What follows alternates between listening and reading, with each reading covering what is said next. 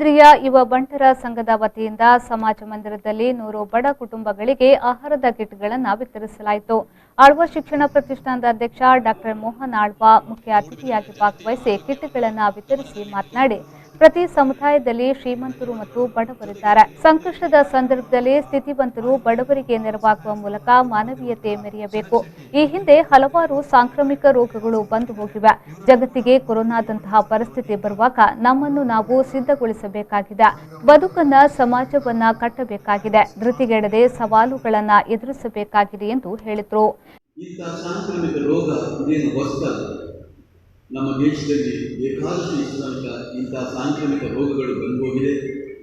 ಎಷ್ಟೋ ಅತಿವೃಷ್ಟಿಗಳು, ಅನಾವೃಷ್ಟಿಗಳು, ಭೂಕಂಪಗಳು, ಸುನಾಮಿಗಳು ಬೇಕಾದಷ್ಟು ಬಂದು ಹೋದಂತಹ ಈ ದೇಶ.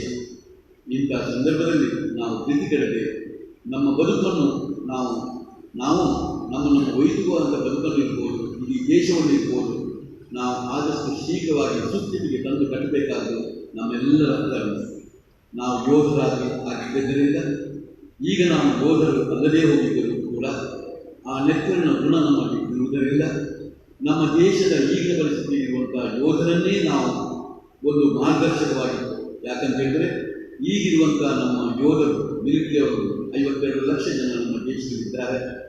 ಯಾವ ರೀತಿ ನಮ್ಮ ದೇಶವನ್ನು ಇಂತಹ ಕಾಲದಲ್ಲೂ ಕೂಡ ಅವ್ರಿಗೂ ಹೆಂಡತಿ ಮಕ್ಕಳು ಮತ್ತು ಎಲ್ಲ ಕುಟುಂಬದವರು ಉಳಿದಿದ್ದಾರೆ.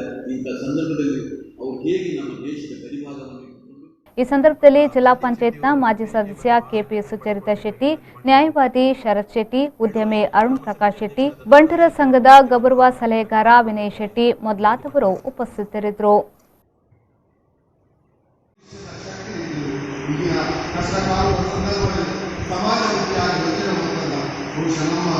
ಸಮಾಜದ ಸಂಪ್ರದಾಯ, ನಮ್ಮ ಸಂಸ್ಕೃತಿ, ನಮ್ಮ ಹಿರಿಯರನ್ನ ಹೆಣ್ಣೆತನ ಉಳ್ಕೊಡೋಕೆ ಸಾಕು. ಈ ನಿಟ್ಟಿನಲ್ಲಿ ಕೆಲಸ ಮಾಡ್ತಾರೆ.